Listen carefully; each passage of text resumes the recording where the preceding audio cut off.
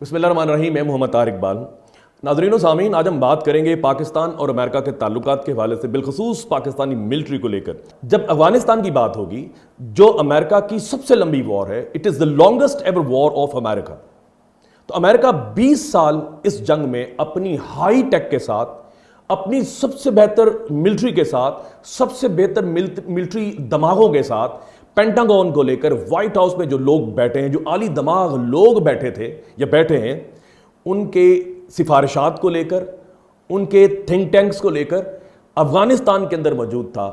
आज जब American defeat की बात की जाती है, अफगानिस्तान से जब निकलने की बात की जाती है, रातों रात मुंह छुपाकर निकलने की बात की जाती है, तो जब अमेरिकन डिफीट की बात की जाती है, तो सिर्फ एक नाम लिखने वाले, बोलने वाले, तनकीद करने वाले लिखते हैं, वो बोलते हैं, और वो है पाकिस्तान मिलिट्री। जिस तरह से वियतनाम वॉर को आज 50 साल से ज्यादा का अरसा हो चुका है, आज तक अमेरिकन हिस्ट्री के अंदर स्याह धब्बे के तौर पर याद रखा जाता है, तो मुझे कहने दीजिए कि अगले शायद 100 सालों तक, या जब भी अमेरिकन हिस्ट्री लिखी जाएगी, जब डेमोक्रेटिक पार्टी की हिस्ट्री लिखी जाती रहेगी, जब भी अफगानिस्तान वॉर को याद किया जाएगा, अमेरिकन तारीख मुरतब करने वाले ये लिखेंगे कि यह अमेरिका की तारीख का सबसे ज्यादा स्याह बाब था, और इस स्याह बाब को लिखने में जिसने सबसे ज्यादा रोल प्ले किया वो पाकिस्तानी मिलिट्री थी। और जिस शख्स ने, जिस जर्नैल ने इस पूरे मामले को हतमी अंजाम तक पहुंचाया, जो दोहा के अंदर तालिबान को टेबल पर ले आया और अमेरिकन थिंक टैंक्स को, अमेरिकन आली दिमागों को, जो व्हाइट हाउस और पेंटागन के अंदर विराजमान है और दुनिया के सबसे बड़े ब्रेन समझे जाते हैं, उनकी ख्वाहिशात के बरखिलाफ उनको ये कन्विंस किया कि जी आप टेबल पर बैठे। बेशुमार अमेरिकन जो हैं वो अब तालिबान के साथ टेबल पर बैठने पर रजामंद नहीं थे। उन्हें कायल किया कि आप इस जंग से बाहर निकलें, क्योंकि हमारे वेस्टर्न बॉर्डर के ऊपर अमेरिका का यहां से छोड़ के जाना पाकिस्तान की सिक्योरिटी के लिए, पाकिस्तान के कल्चर की हिफाजत के लिए, पाकिस्तान की सोशल वैल्यूज़ की हिफाजत के लिए बड़ा ज़रूरी था। और फिर टेररिज्म पाकिस्तान में जब तक अमेरिका वहां पर रहा, टेररिज्म पाकिस्तान की हर तरह से पाकिस्तान को नुकसान उठाना पड़ा। फाइनेंशियल तौर पे भी पाकिस्तानी कल्चरली भी पीछे चला गया, सोशल वैल्यूज़ पीछे चली गई, और बेशुमार चेंजेस पाकिस्तान के लैंडस्केप पर आए।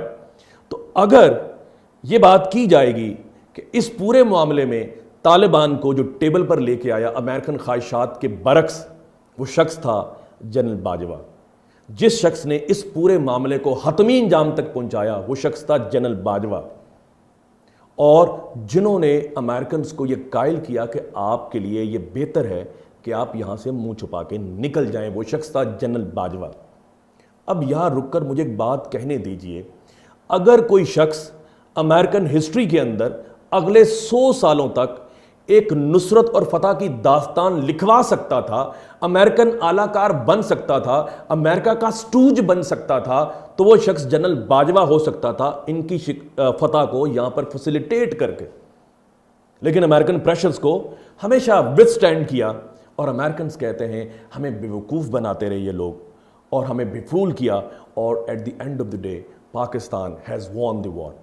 ये मैंने कहा पाकिस्तान हैज़ वॉन दी बारी, ये बात लिखी जाती रही। ये मैं अभी कुछ अखबारों के जो सुर्खियां हैं वो आप लोगों के सामने रखूंगा, वो आप लोग देख लीजिएगा। ये इल्ज़ाम लगाया जाता रहा, हम तो ये कहते हैं।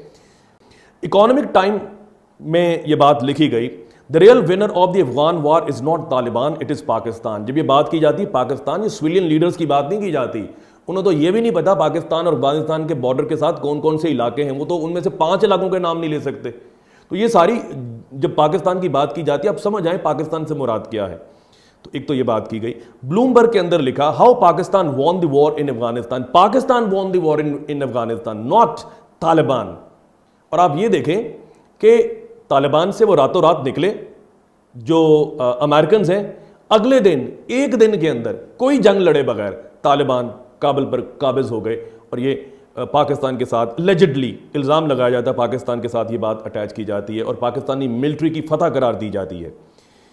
उसके बाद न्यूयॉर्क टाइम्स में बात लिखी गई, how the Taliban out lasted A super power, जिसके पास दुनिया की इतनी बड़ी हाईटेक है, मिलिट्री इक्विपमेंट है, मिलिट्री ब्रेन्स हैं, उनको तालिबान ने, जो बंदूकें चलाने वाले और टूटी फूटी जूतियाँ पहने हुए, उन्होंने शिकस्त दे दी। और ये आपको समझ आ जानी चाहिए कैसे शिकस्त दी। क्या इल्ज़ाम लगाया जाता है उसके बाद वाशिंगटन पोस्ट में बड़ा एक मज़ेदार आर्टिकल लिखा गया 18 अगस्त 2021 को, और लिखने वाले का नाम है ईशान थरोर, और आर्टिकल का टाइटल ये है Pakistan's hand in the Taliban's victory.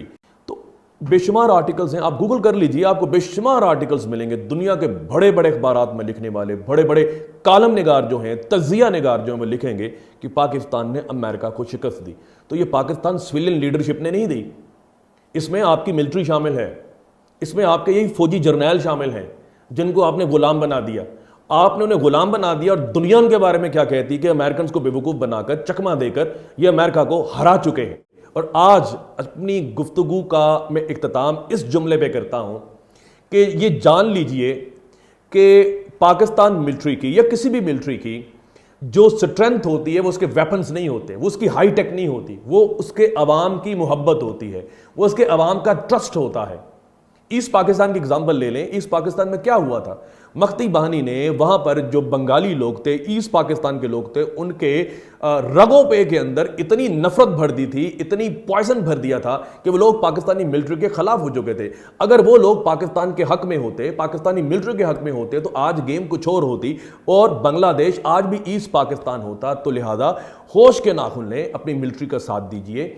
और कुछ गेम्स जो हैं वो आपकी समझ से अभी बालातर हैं, कुछ चीज़ों को आप नहीं समझ सकते, और मैं इस चीज़ का कायल हूँ, इस मौक़िफ़ का कायल हूँ कि पाकिस्तानी मिलिट्री जो है वो हमेशा पाकिस्तान के मफादात को देखती रही।